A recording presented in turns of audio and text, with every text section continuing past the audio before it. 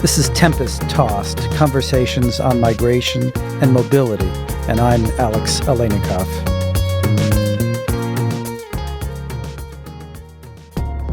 I guess the thing that's been most striking for me is seeing how, as the administration policies have gotten more and more and more aggressive and caused more and more suffering at the border, how the fundamental logic driving people north hasn't changed at all.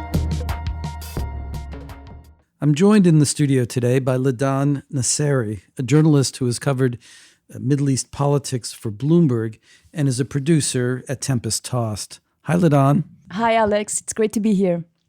Recently, Ladane and I sat down with Jonathan Blitzer, a staff writer at The New Yorker, who was one of the sharpest minds covering U.S. immigration today.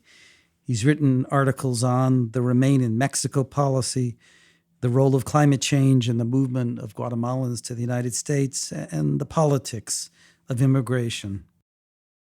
And they're all well worth reading if you want to understand the complexity of immigration politics, and in particular, the impact of Trump's policies on human lives. We were delighted that Jonathan took the time to talk with us at Tempest Tossed.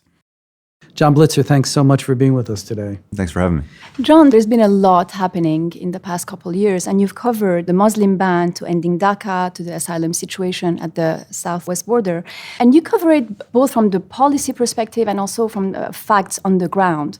We wanted to know, where do you go for the best information? In other words, how do you even make the difference between what's factual and what's fiction? Well, I guess there are two, it's a great question. There are sort of two broad ways I think about that. The first is on the policy side of things.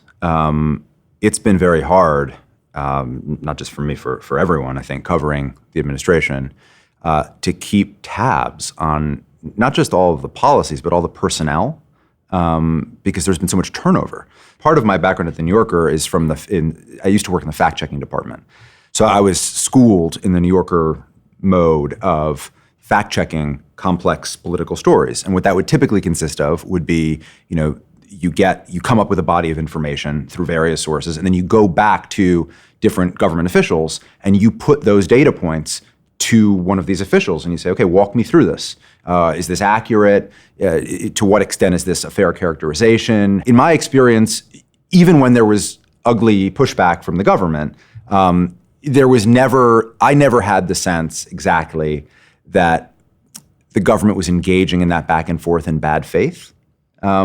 Even when we were at the height of antagonism between an official wherever, CIA, DOJ, DHS, and our reporting, there was always a sense that, okay, this is the press is going to play its role, the government's going to play its role. Maybe the government tries to hide the ball, and part of the job of the journalist is to figure out what that game is. In this case, it's been harder because I do think there have been instances where, depending on which officials you've dealt with and which departments you're dealing with, you can't always get a straight answer on things from the government. And when people are willing to talk, they're generally not long for this world in the administration. And so what typically happens is you cultivate sources, and then they're out, and you're starting from scratch. It's a long-winded way of saying it's very hard to get good information out of the government itself. And I think it just puts a particular premium on really pounding the pavement and trying to find people who are in a position to lay out the policy specifics, to kind of remove some of the political spin from it. It's very hard to sometimes disentangle the political agendas, especially in an administration like this one, where there's so much infighting. So I don't know that gets me an actual answer to your question, but it speaks to the kind of the struggles and the rigors of that side of the equation.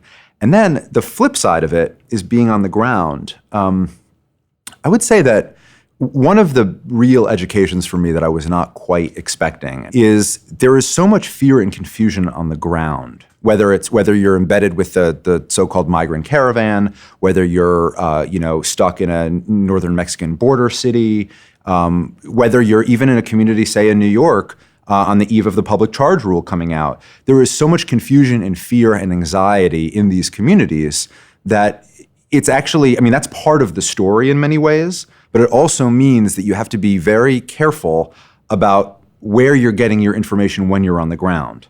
So understanding that, okay, the on-the-ground reality is 95% of the story here, and we need to be true to what we're seeing on the ground.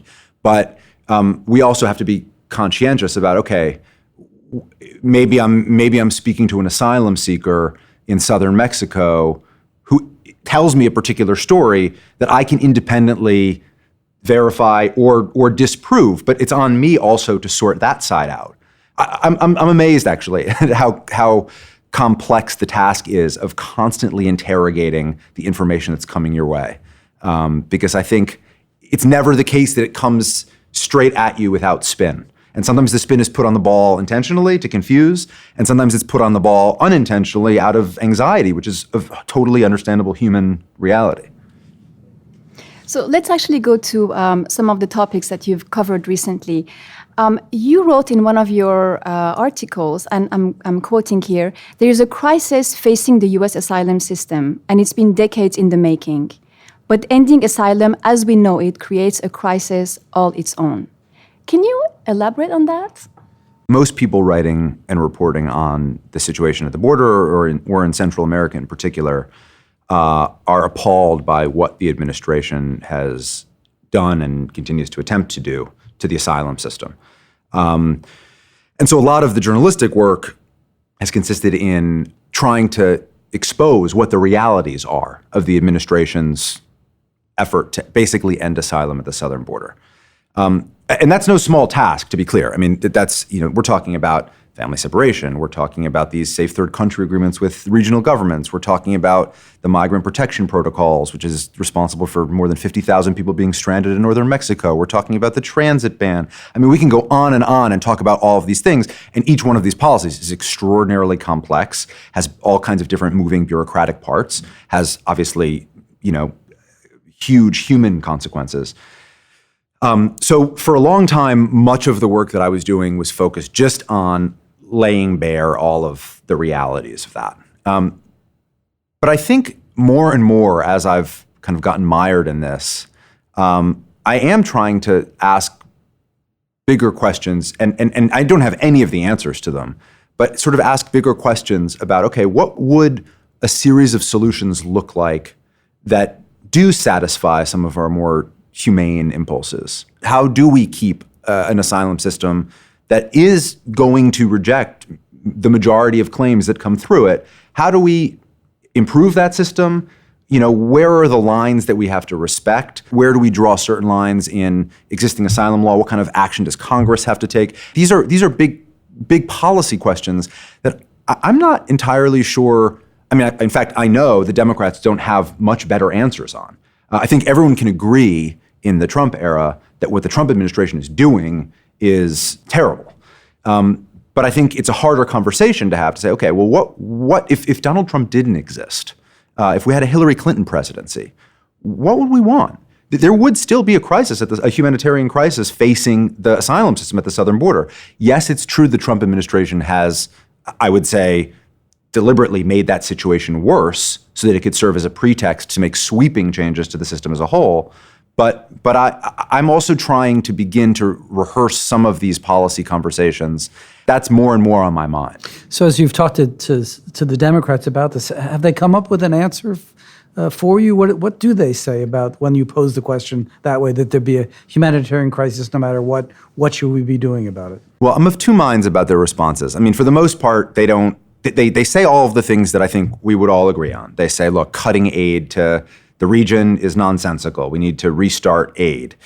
We need to hire more immigration judges. There at this point, there's a stable of proposals, all of which are commonsensical. I don't know that any of those policies meaningfully changes the game of what the real realities are facing the asylum system. But the typical responses I get are these slightly more technocratic things, which I appreciate. And I do actually think there's an argument to be made that, all right, well, before you completely end the asylum system as we know it, maybe if we were acting in good faith, it would make sense to do a few things that would at least alleviate the crisis at the border and that would eliminate some measure of human suffering and allow us to have this conversation in kind of a calmer way. From a political standpoint, I'm also wondering, okay, what's the smartest move? You're in a campaign season. Does it make sense to stick your neck out and offer a kind of wonky technical proposal of your own that people will or won't understand and that you'll then be forced to defend? Or are you going to address the immediate threat in front of you, which is the Trump administration, all of the things it's done at the border? So I'm of two minds. I want to press Democrats increasingly to offer holistic solutions, or at least to be honest about the real complexities of the problem. But I understand, too, that if I'm given 20 minutes with someone in Congress to talk, I would like to spend the lion's share of that time talking about MPP as opposed to some abstract MPP being the migrant protection protocols at the border. So, but I do think it's a balancing act journalistically to try to engage these other questions. The other way of looking at it, of course, is, say Trump doesn't win in 2020, say we get a progressive Democrat in office. I don't know that the problem, I know for sure the problem is not going to go away. It's not going to be solved immediately. And I think most likely what will happen is a problem like this, for which there isn't an obvious political constituency, will get shunted to the side. So one of the elements of the Trump response has been to try to increase detention at the border as a way to deter people from coming. And they've tried to upset the Flores Agreement, which put limits on the detention of children. They've detained families and created new sites. As you've been at the border, what have been the impacts of those policies? What have you seen on the ground there? I've spent a lot of time along the border, mostly in West Texas, actually. I've seen evidence of all of the things that you've described. That overcrowded facilities, overcrowded Customs and Border Protection facilities right at the border, ICE detention centers that are also overcrowded, in which people are stuck in a particular sort of limbo because there are so many competing administration policies, some of which have been partially rescinded, some of which are being rammed through in other ways. And so people's lives are really in the balance in a way that prior to these last few years I had never seen. I guess a big question in all of this, and it's not an exclusively Trump-era question, is the value of deterrence in guiding U.S. border policy. And I don't think that this administration, on the kind of broad continuum of what governments are willing to do in the way of trying to deter migrants, this administration is obviously way off to one side of it. But the fundamental logic of basically trying to deter people from coming, to treat them in such a way that you can send a message back to the region that people will stop coming. During the Obama years, the bureaucratic term for it was the consequence delivery system. And that referred to increasing enforcement of the border, detaining people who had asylum claims for longer, all of these things. I guess the thing that's been most striking for me is seeing how, as the administration policies have gotten more and more and more aggressive and caused more and more suffering at the border, how the fundamental logic driving people north hasn't changed at all. I actually think one of the most telling experiences I've had recently has been at the Mexico-Guatemala border, where I met with a group of Honduran asylum seekers who were in, at the time, Tapachula, just across the Guatemala-Mexico border in southern Mexico. And I was in a room in a housing complex with, there must have been maybe a dozen people, all Honduran. I would say of the dozen people, 8 of them had been deported in the last 6 months. And there they all were in southern Mexico, making the trip again. And all of them regaled me with stories of actual literal horrors in U.S. detention.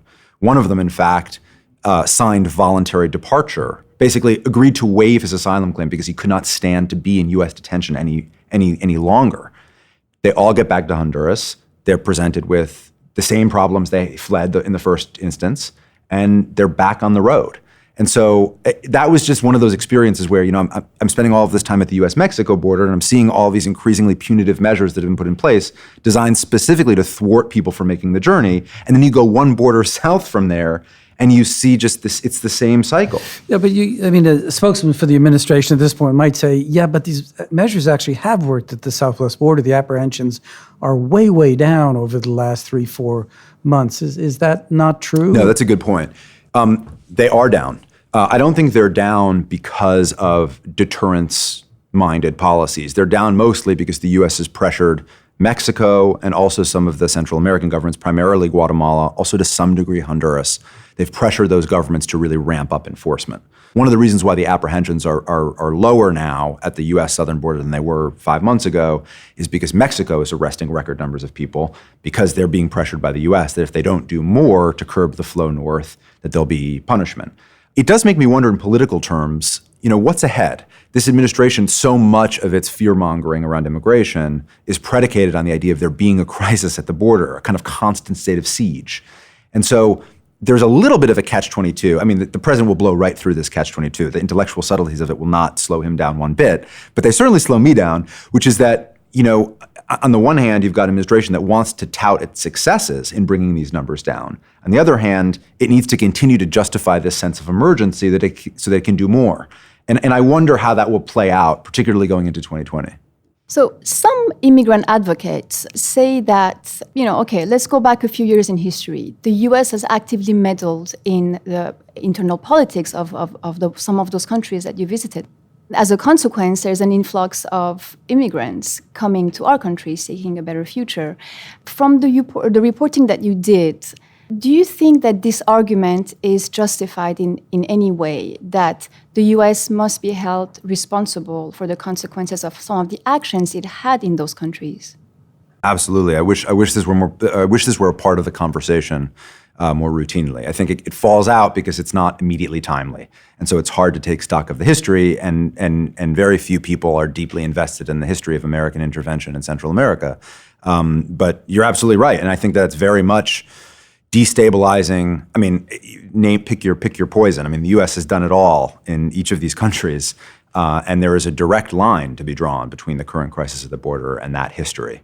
As a journalist reporting in a time, I think it's fair to say, of crisis, it's a challenge to import kind of all of that history into some of these short, immediate pieces, right? Because you're on the border, you're seeing stuff, you're trying to relay the immediacy of what's going on. There's already so much misinformation about what's happening in the present that you want to kind of do your best to at least shine light on the realities of the current moment. But increasingly, I guess, you start to see basically the kind of misunderstanding about some of the origins of this regional migration crisis, this regional exodus. I mean, obviously, it means that people don't understand really why we're seeing what we're seeing, and people tune in only once people cross the U.S. border. It's like reading a book and picking it up and starting it at its last chapter. But also, that lack of context, that lack of historical context, does lead, I think, people, even in the present, to miss key things that are happening right before our eyes right now. So, for instance, in Guatemala, there has been a kind of legendary and vaunted anti-corruption body that's just been dismantled, called the CICIG, which has played a huge role in combating corruption in Guatemala. And political corruption, as any expert will tell you, has a lot to do with migration patterns. It's when people feel like they have no prospects at home and that there's no way for any of their situations to be materially improved because of government corruption, mismanagement, that they tend to leave. And so the U.S., while the president, the White House, DHS, focuses just on this narrow question of enforcement and Guatemalan migrants showing up at the southern border, of which there have been more and more in recent years, the State Department simultaneously has basically withdrawn its support from this anti-corruption body. This anti-corruption body picked a fight with the corrupt outgoing president, an American ally, and the U.S., despite having funded and helped create this anti-corruption body years ago, now, because the politics are different and because, for the most part, congressional Republicans don't care about this issue of accountability, have withdrawn their support, and this anti-corruption body has basically been dismantled before our eyes.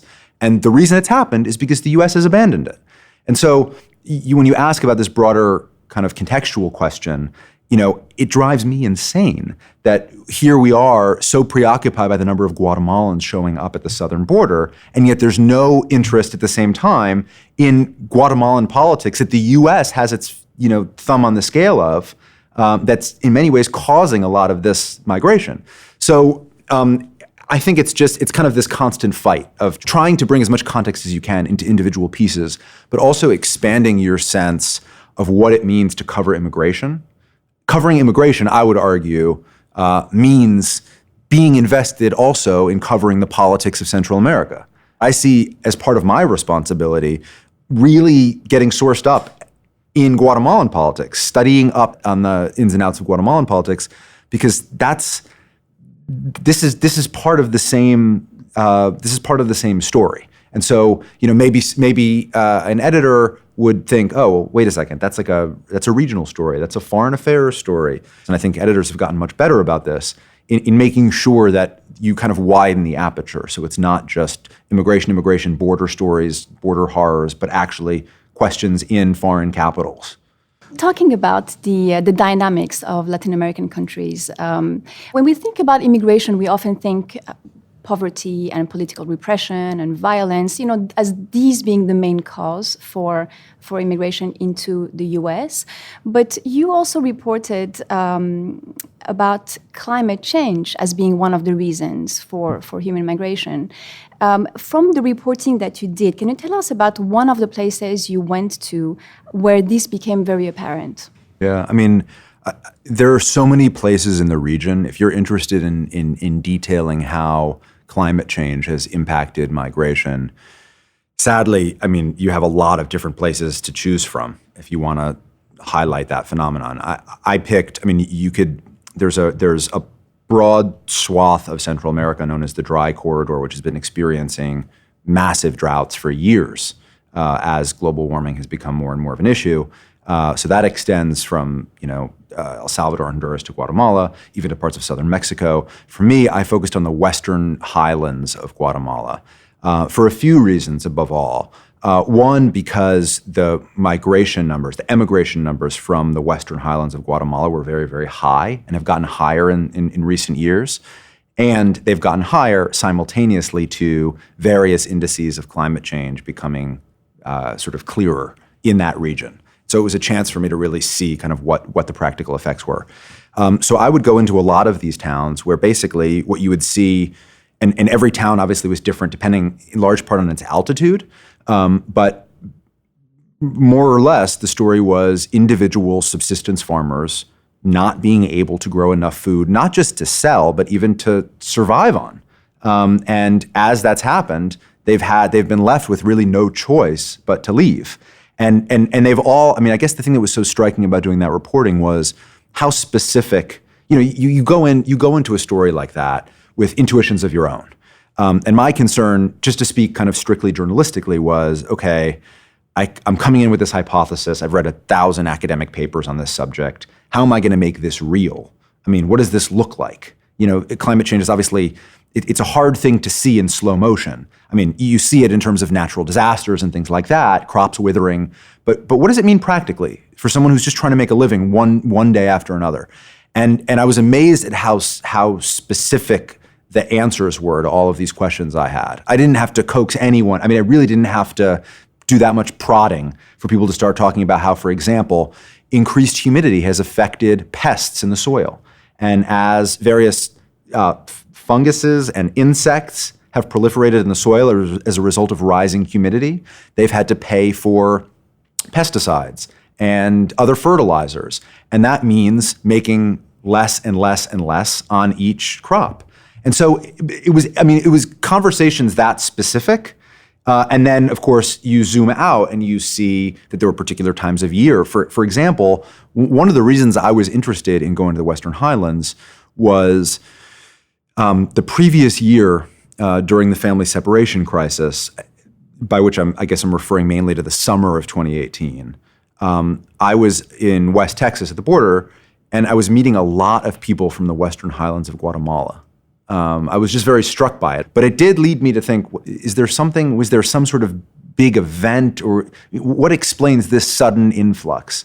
And then you go to the Western Highlands and you go to some of these towns and they'll say, well, one of the consequences of climate change has been that the rainy season, which typically arrives in April, is instead coming in July. And that means people who are expecting their crops to grow in May don't have any food.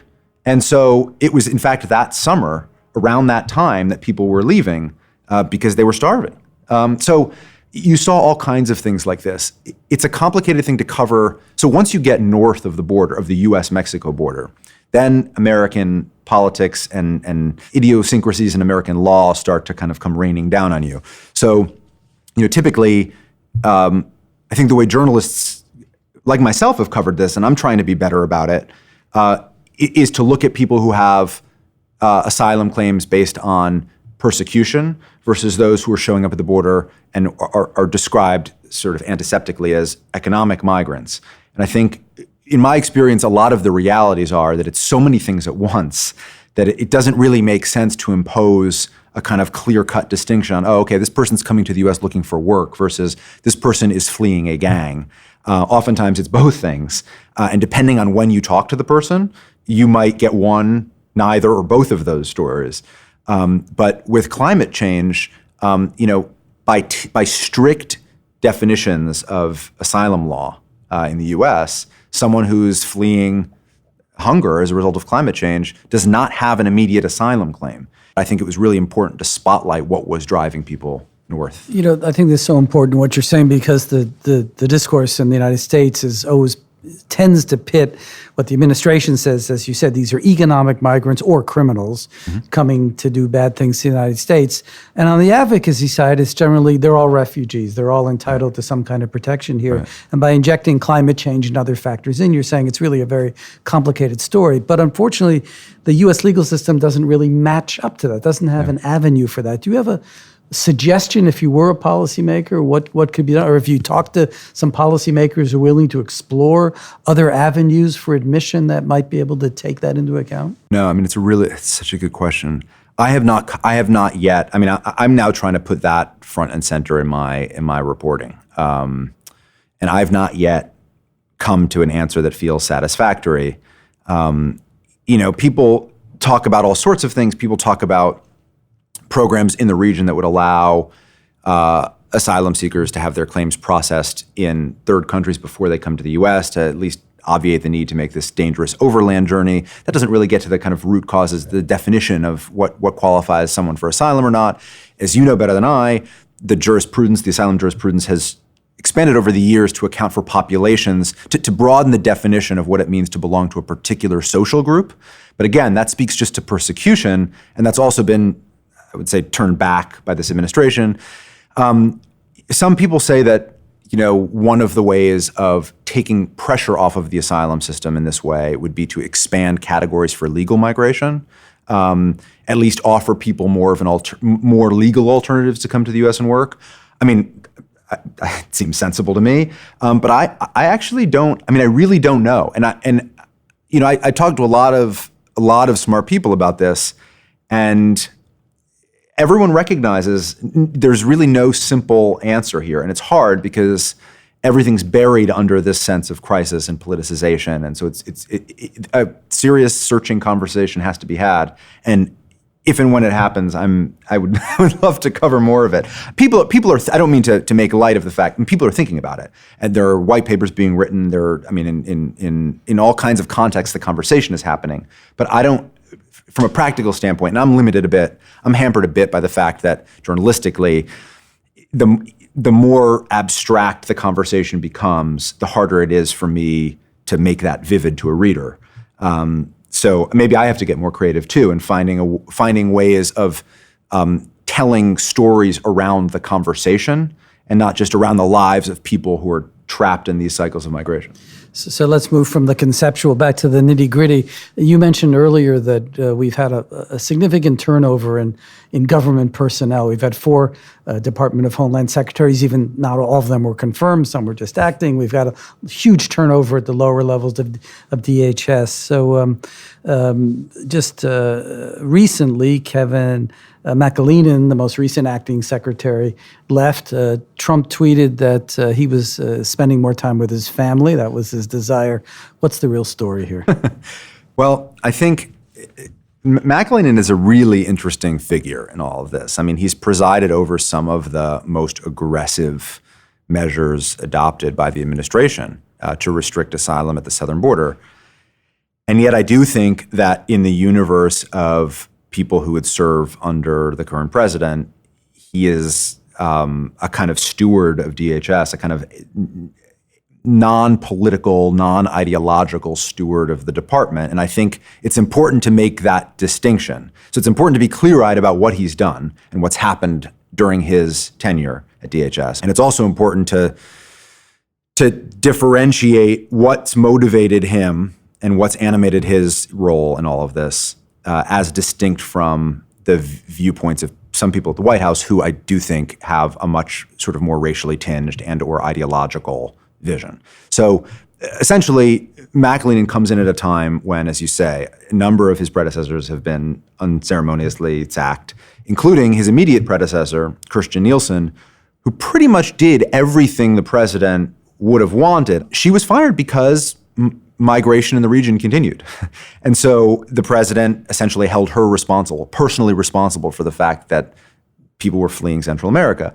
So McAleenan comes in at a time when, there's just high levels of suspicion of anyone who takes over. There's this kind of immediate loyalty test that everyone is subjected to of needing to swear fealty to Trump. McAleenan is a career guy.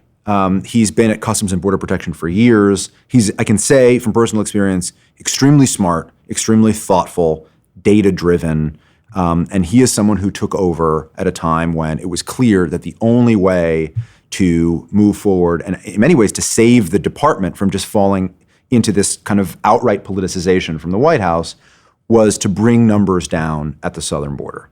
And so as an operator with deep experience on the enforcement side of the migration equation, he recognized that the moves to be made were all in Central America and not at the southern border.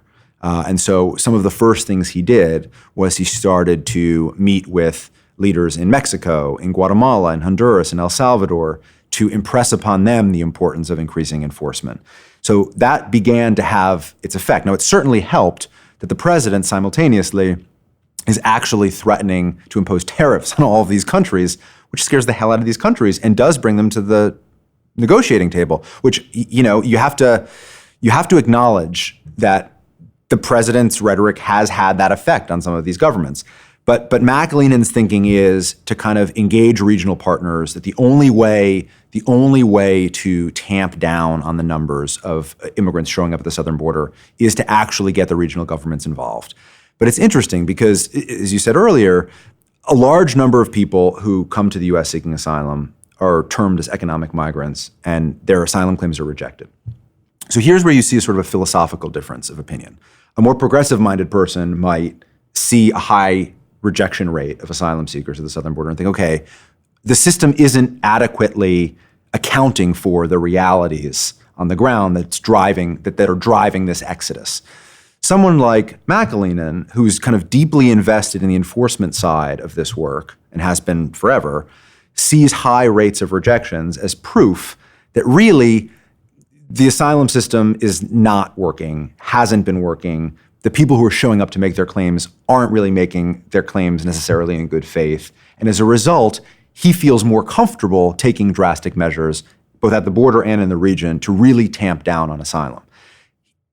I know for a fact ideology doesn't drive him, racism doesn't drive him. He's neither of those things. But he does think about this in a very, very specific enforcement kind of context. So and that's led to a lot of what we've seen. I'm going to interrupt you because I still want to hear what the backstory is on his firing, but it just raise this question about him. So even if only 20 or 30% of asylum claims are being granted as bona fide, when the administration's policy is basically to stop all asylum claims from being made, how does he feel about the 30% that he's now sending back to situations of persecution, danger, violence, and the like? I'm glad you ask it that way. I mean, that's a question I've put to people at DHS myself. Is okay. Look, for all intents and purposes, the net effect of a lot of policies that have been put in place under McAleenan track with the agenda of the White House. And does it matter so much that the White House is motivated by maybe racism and ideology, and DHS is motivated more, or McAleenan has been motivated more by this kind of technocratic obsession with bringing the numbers down? The truth is, I don't think he has seen ending the asylum system at the border effectively as such a great sacrifice, because I think so much of his perception of what's gone on at the border has been that people are more or less gaming the system. He's also, and this is an important thing to consider, a big value for McAleenan and his leadership at DHS has been also to try to improve the number, lower the numbers at the southern border, and to do that as a way of proving to the White House that, okay, we can turn some aspects of aid back on in the form of investing in the asylum systems of each of these countries. So to hear DHS defend some of these policies that, to my view, looks like it's ending asylum, they'll say, well, look, we are in a moment when the president has pretty much ended all aid to the region. And in each of these agreements, we're able to secure $40–50 million to stand up asylum systems in these countries. I don't think that's a meaningful trade-off, but that's at least the thinking, the rationalization. So when you ask, all right, what's the bottom line? Why did he leave when he did? I do think he came in with a concrete set of objectives. I think those objectives were, one, lower numbers of apprehensions at the southern border; two, put in place some sort of regional agreement with Central American governments to get them more deeply invested in curbing irregular migration. I think they did have high hopes for getting farther in negotiations with the Mexicans. So I think for him, the rationale was, okay, if I can achieve some of these objectives as an institutionalist, I can at least save the department from descending into this kind of Trumpian chaos. That said, the president has also undercut him. I don't think they had an immediate confrontation in the way that the president has had with previous secretaries of DHS, but the president never nominated him formally to the post. So he was in an acting role for 5 months, which is, I think, the longest anyone's served in that role as an acting DHS head. That obviously undercuts his strength within the department. The president also goes on and hires names to political positions under McAleenan, people over-the-top partisans. I mean, absolutely wacky partisans. Ken Cuccinelli, Mark Morgan, these guys to run USCIS, Citizenship and Immigration Services, and Customs and Border Protection. Those guys are under McAleenan in the DHS hierarchy, but because they're political appointees who are constantly rehearsing for McAleenan's job with Trump, they're appearing independently. They're freelancing and appearing on Fox News. They're giving press conferences. They're tweeting at journalists. Ken Cuccinelli, whose own agency has nothing to do with immigration enforcement, is out there on TV announcing ICE raids. I mean, it's that level of chaos, and McAleenan couldn't impose meaningful discipline over them because the president effectively tied his hands behind his back. But I do think the clear reality is he probably would have stayed longer if he wasn't dealing with all of these crazy partisan insubordinates. So it's January 2021. What's the immigration story you're writing? Yeah. Well, I think that, just this weekend, I sat down with Julian Castro and his brother Joaquin Castro and actually asked a similar kind of question to them. And I guess one of the main questions I had for them was, assuming Trump loses re-election, how do you pick up the pieces? I think one of the major questions is what does Congress even look like at the end of this administration? I mean, this is what we were talking about the other day with Julian and Joaquin Castro. You look at comprehensive immigration reform in 2013. All of the Republican players who helped push that comprehensive immigration bill over the goal line in the Senate, I mean, almost all of them are gone. Two of them, there are maybe the 13 Republicans that voted for it in 2013, 5 are left. I think maybe 3 are going to lose re-election. I mean, so who are good faith dealers on the Republican side? Because really, a lot of the bigger systemic changes that have to happen will have to happen through Congress. And part of the problem, part of the gridlock has been that there's never been partisan consensus on any of the key points. And as a result, presidents have had to act administratively. So I think what will likely happen is the congressional picture will be as messy and chaotic as it's been to date. And there will be a rash of administrative measures taken by an executive, let's say a Democratic executive, that will reverse some of the Trumpian reversals of the Obama administrative actions. And so I think that will be the immediate thing, will be a kind of list of things like, reinstating enforcement priorities for ICE, I don't think DACA is going to be resolved anytime soon, although we'll see. Next month, the Supreme Court will hear arguments about it. Maybe there'll be something on that.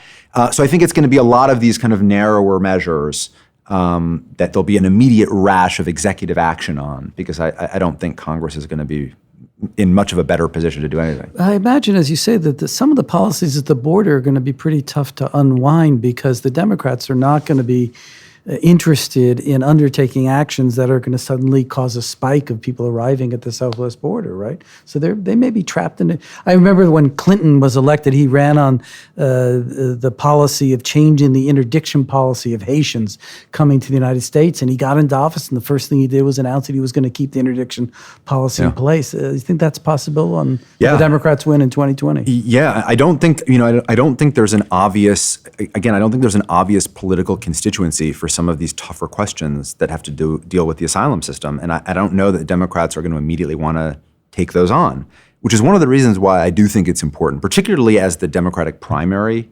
goes on and it's a dynamic field, is to get some of these questions in now.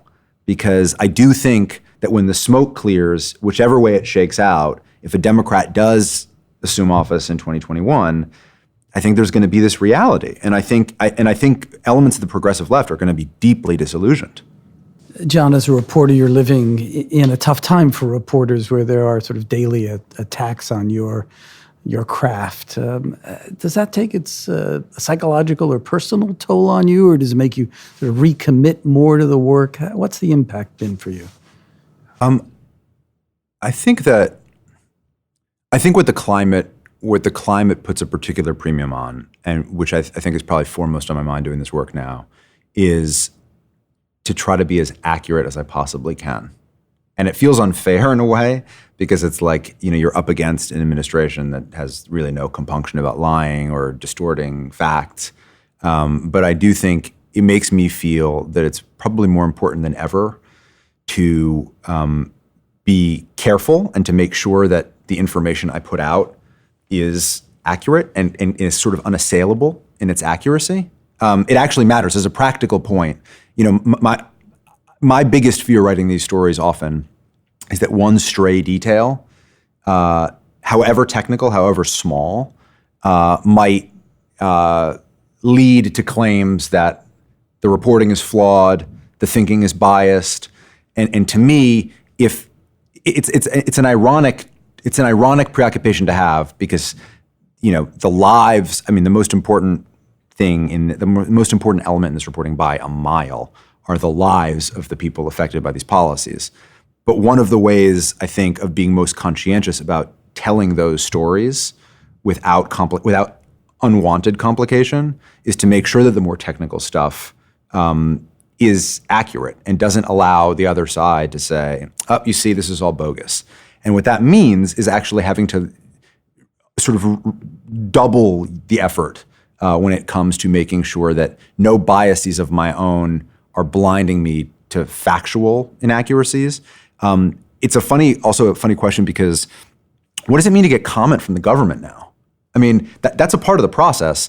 It's part of the process that I've been trained on, is that when you do reporting, particularly when you have good sourced reporting about the kind of machinations of people in high positions, you have to then go to those departments or those officials and ask for comment. It feels strange to do now, because I don't think that you're necessarily going to get straight answers. Do you do it anyway? How important is it to, there used to be kind of thinking about, okay, we need to be sure we give the government enough time to meaningfully respond. That's part of it, is not just putting questions to someone, but giving them 48 hours to respond, 24 hours to respond, so that it doesn't just look like a pro forma thing. I feel at times conflicted in this climate about what it means to even do that, when on the other side you only get bile and imprecation and insults and threats. But I do think for the most part, and I actually think this is one thing, this sounds like a high-minded answer, I realize, but one thing I think my colleagues and I share in is a commitment to that process. And I think actually in a way, that process means more now than it ever did. Even though, when you nail a story with this administration, if it really strikes close to home, they're going to accuse you of the same thing that they would accuse you of if you hadn't taken these additional precautions.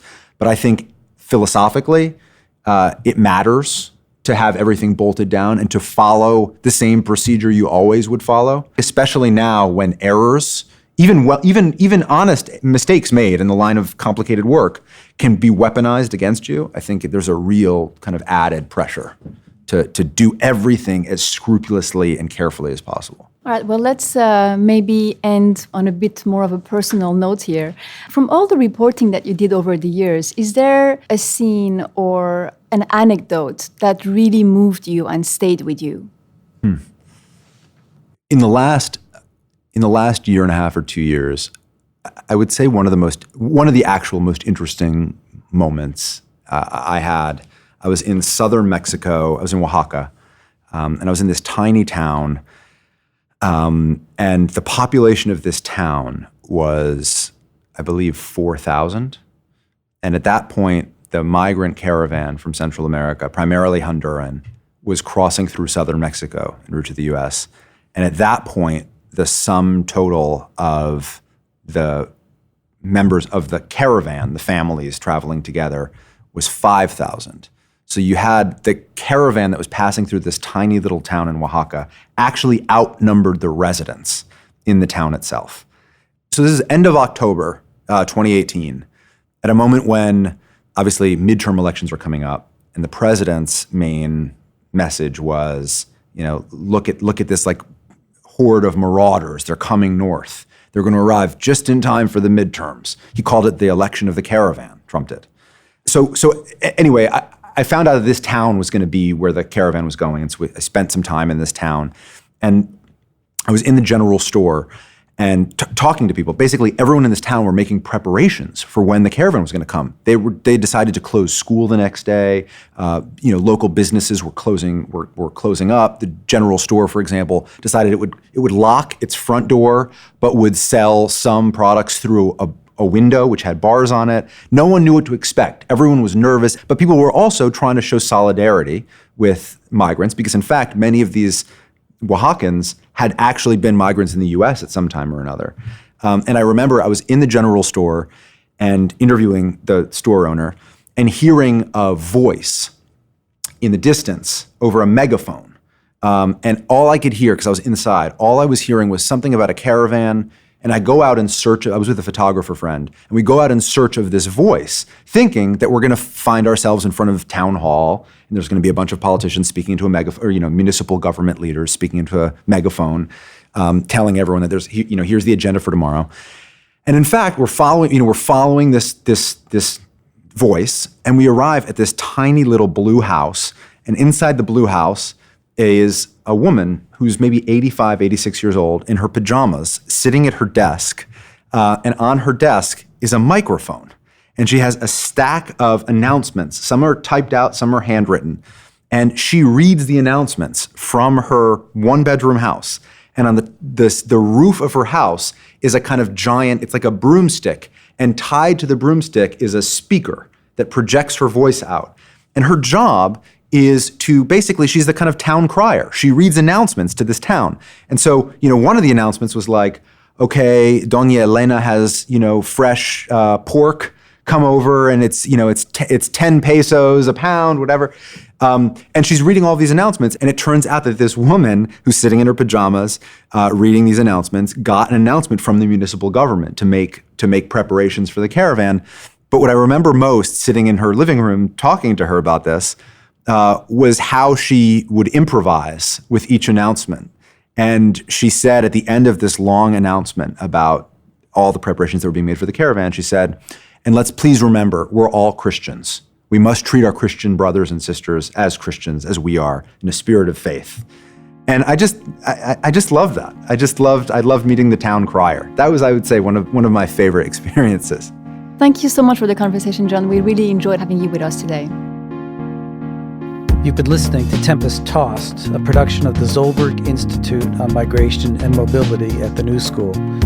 Our engineer is Sahil Ansari at Dodge 112, and theme music composed by Alex Aleinikoff. We would welcome your comments and suggestions for future episodes.